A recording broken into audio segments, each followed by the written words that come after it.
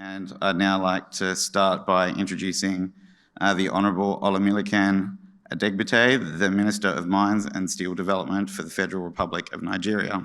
The Minister is a seasoned architectural professional with over 35 years' experience in architecture and construction.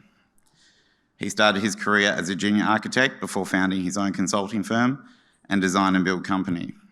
He served as Commissioner for Works and Infrastructure in Ogun State from 2011 to 2019. His tenure as a Minister of Mines and Steel Development is already marked with the drive to resuscitate the Ajaokuta Steel Complex and the development of a downstream mineral policy for the sector. He's also overseen the country's first large-scale commercial gold production, known as the Segilola Gold Project, owned by Thor Explorations Limited.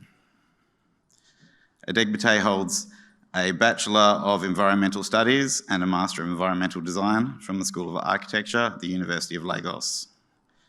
He also has a Master of Science in Construction Management from the same university. The Minister and the Nigerian delegation will be making this presentation. Thank you.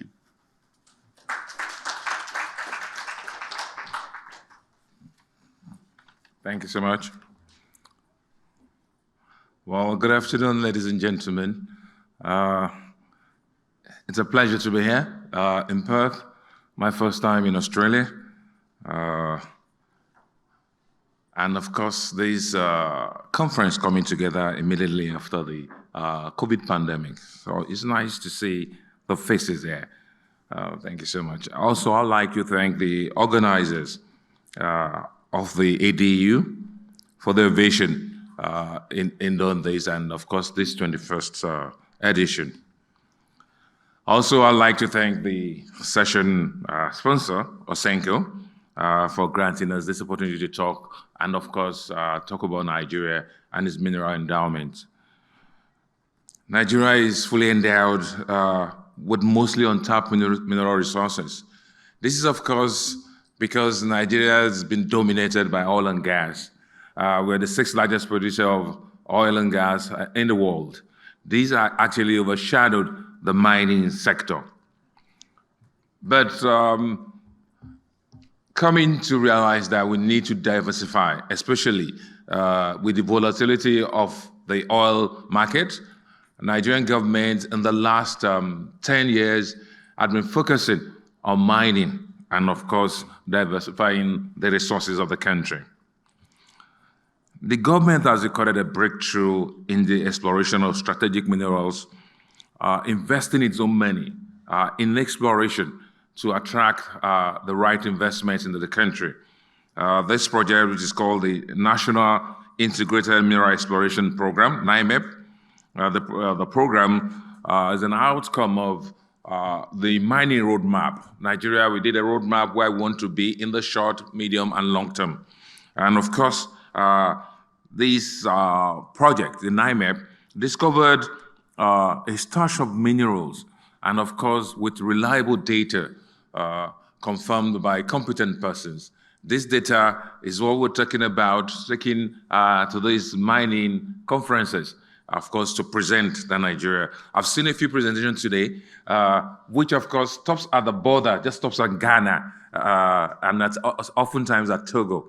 But Nigeria is actually endowed with, at least still discovering, over 44 minerals, especially gold. And we are very proud to say that a Canadian company started exporting gold from Nigeria. It's a junior company, Thor Explorations, out of Osun State. And they've been there with their exploration, built the mines through the COVID period. And sometime October last year, they started exporting gold out of Nigeria. That's a success story for a foreign company in Nigeria. The Ministry of Mines and Steel Development, which I head, I'm an architect by profession, because during introduction, people were wondering what the architect is doing here. When I was asked to manage this ministry, it was quite a challenge for me, but then also open up a vista of new learning, and people were very gracious, and of course, availed me knowledge and literature. The little that I know today, I'm still learning. but we essentially facilitate the exploration, mining, and processing of critical minerals discovered in Nigeria, encourage local manufacturing and industrialization with critical mineral as feedstock. What we're essentially doing here is to go away from the resource cost, which of course has affected so many African countries. Nigeria not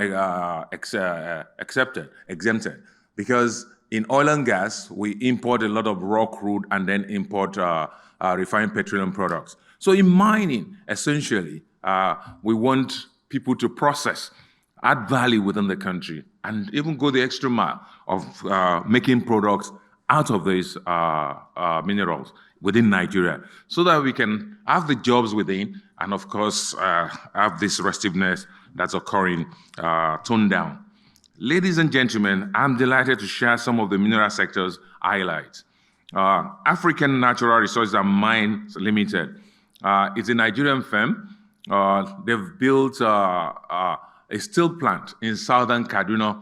I think sometime in November this year, we should be commissioning that. We're waiting for the president because it's a big investment, about $60 million for the steel plant, built right at where the iron ore deposit is in southern Kaduna. And the president is going to give us a date to commission this plant sometime in November.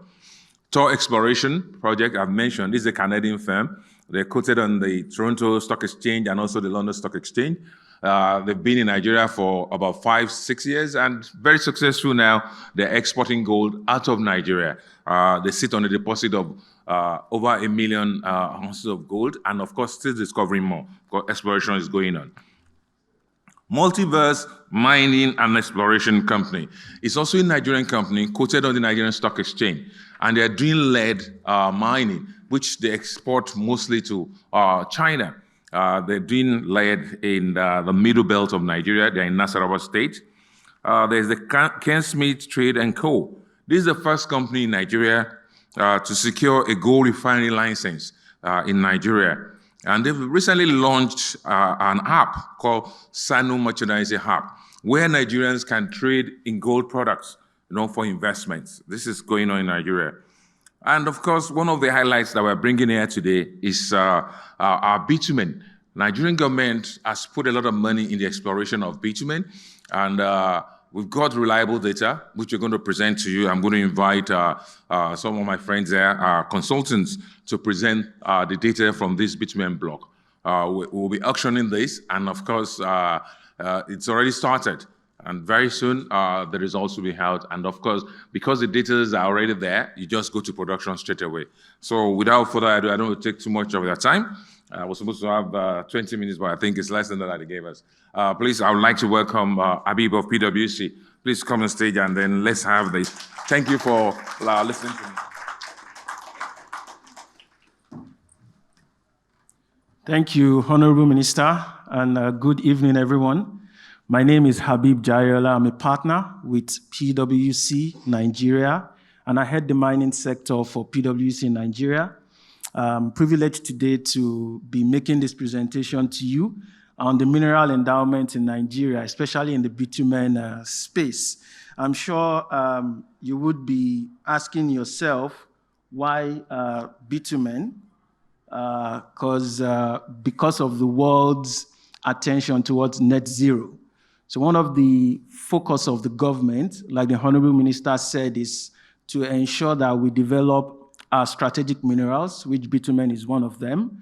But the direction is actually bitumen to asphalt for construction and infrastructure development. So the government is not intending to take this to refining, which is the concern in terms of carbon emissions. So it's expected to go through the mining process for it to then generate the asphalt for construction, for road infrastructure, for infrastructure development. So we'll go through the industry overview, and like the Honorable Minister said, we are currently running a competitive tender process to be able to bid and give licenses out to successful bidders for this bitumen in Nigeria, which is very, very much endowed, and we have very good discoveries in Nigeria, which I will share with you shortly. I would, first of all, take you through a very high industry overview. And if you would see in the world today, bitumen is currently driving a lot of demand. And in 2021, it's being seen to be about a market share of over $51 billion. And is expected by 2029, this would go to about over $70 billion. This is expected to be a market that will be driven by infrastructure development, especially in Africa and also in the Middle East, as we can see from the chart, and the expected growth in the infrastructure requirement. In addition, the global demand for bitumen is really around road construction. As you can see, over about 80% of this requirement is for road construction. Also for buildings in terms of waterproofing, and also for other uses, for industries and others. So the direction of bitumen globally is really based on infrastructure development. And as you would all also understand that infrastructure is part of the direction that Africa as a continent intends to go, and hence the need for any resource that will key into that infrastructure development. Now, why attention on Nigerian bitumen? Nigerian bitumen has been seen to be, Nigeria is seen to have one of the largest reserves in the world. We have over 42 billion probable reserves. And it is expected, and this is about 6th in the world today. We're followed by some other countries.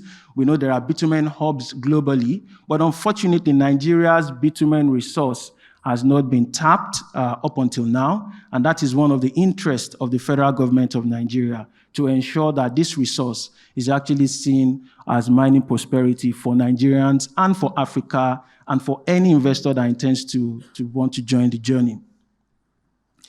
Now, in terms of the bitumen itself in Nigeria, the market is actually also present in the same country. And that is why this particular opportunity is very, very important for investors. As apart from the resource being available, there is also the market in country available to be able to take the mined bitumen, and ensure that, revenues are available for investors in the short term. And if you see in Nigeria today, over $20 million is spent annually on an average scale for the importation of bitumen.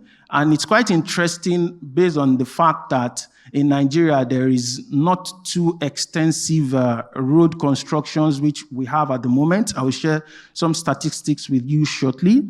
That is then to give you an indication that the growth of infrastructure in Nigeria would definitely require more of this resource, which, right, this is a very, very great opportunity for investors to tap in now.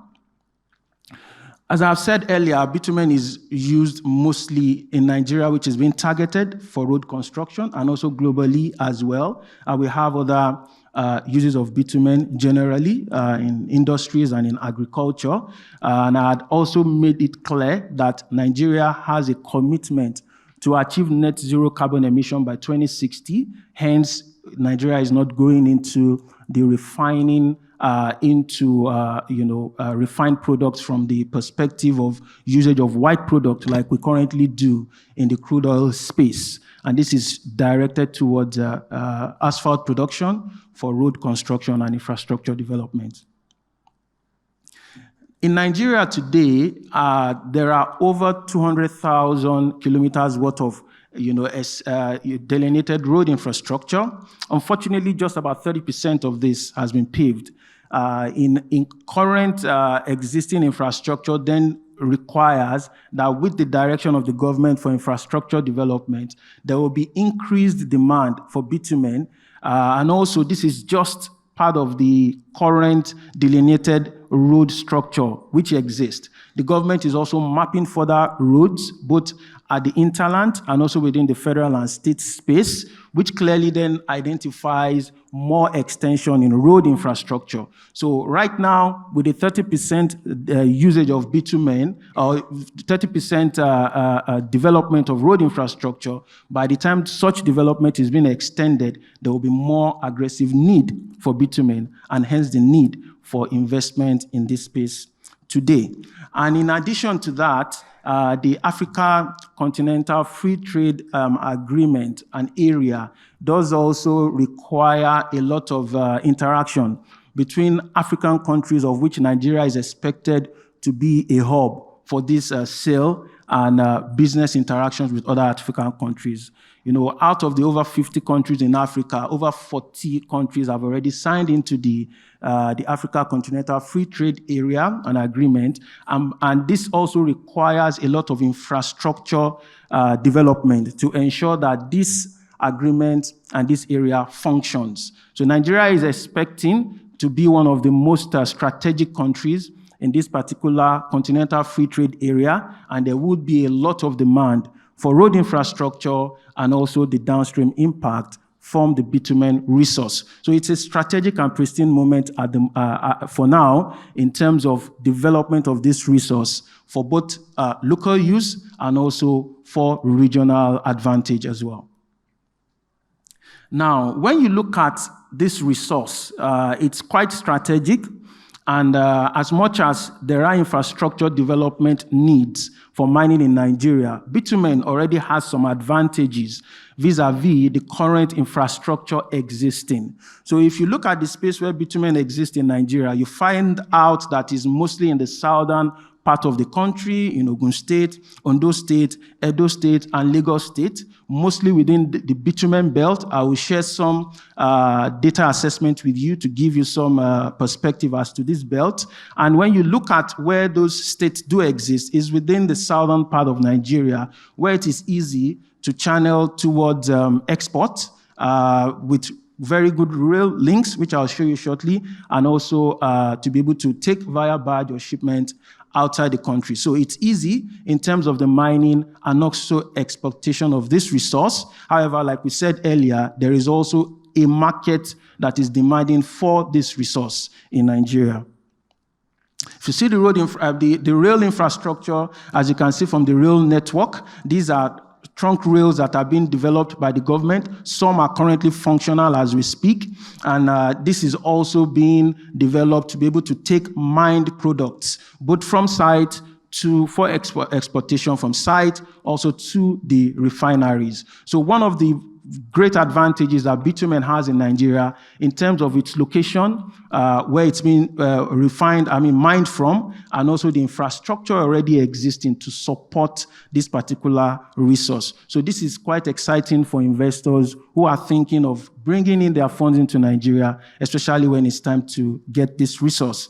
And if you can see, there are several road infrastructure which already is assisting this particular resource as well. As you see, the red lines there are for the federal trunk roads, which are already being developed. Some of them are already being mapped for further infrastructure enhancement on them. So in terms of the road infrastructure to also feed other parts of the country, these are existing. For areas being mapped by the government, there's already expected development as well. Now, one of the key areas which PwC, as transaction advisors, is looking at is to ensure that we do this resource in a way that it is in line with global best practices. So ESG component is being expected from investors, and we're going to be looking at that very well to ensure that we choose the right persons. And then when you look at Nigerian bitumen in terms of the geological prospectivity, you see the bitumen belt. It's been divided into 3 blocks, A, B, and C. We would enjoy that you meet us at the Nigerian desk. We have a lot of information and flyers for you, and also advice on how you can engage in this transaction process ongoing if you're interested in bidding for these blocks. As you can see, these are already delineated, and some data work has already been done, which will also advise, since this is a competitive process, we would make it available for prospective investors.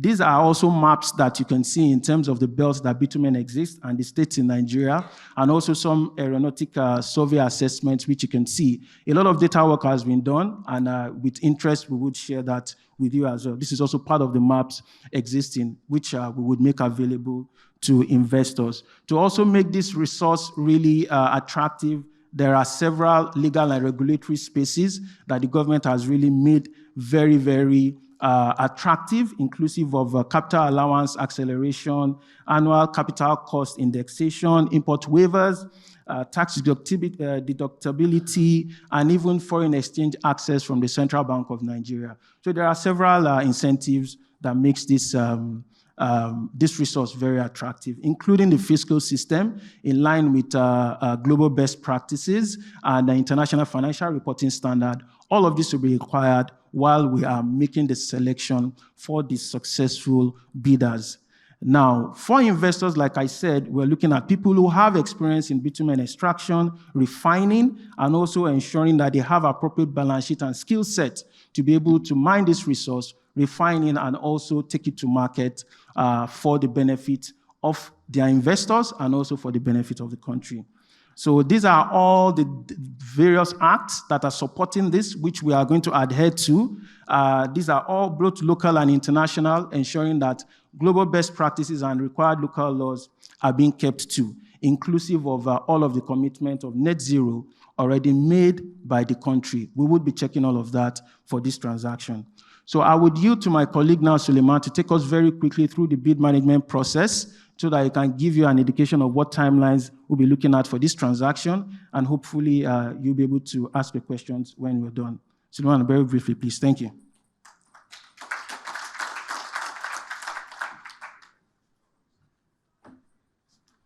Thank you very much. Let me stand on existing protocol. Very quickly, because of time.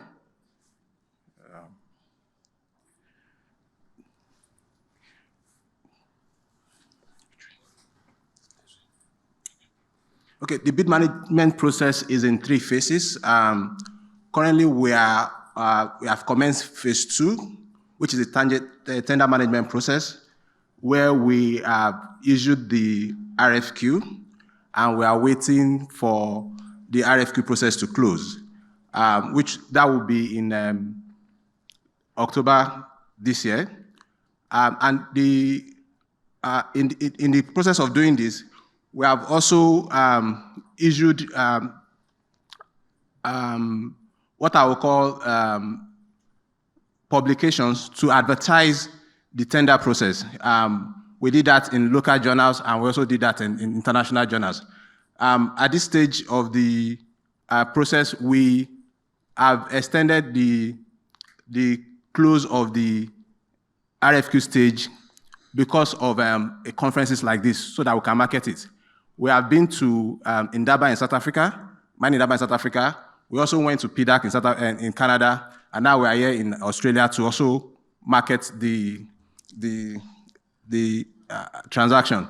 We expect that our potential investors will be able to partner with Nigerian firms, and we also are not averse to international investors coming to Nigeria to make investments in the program.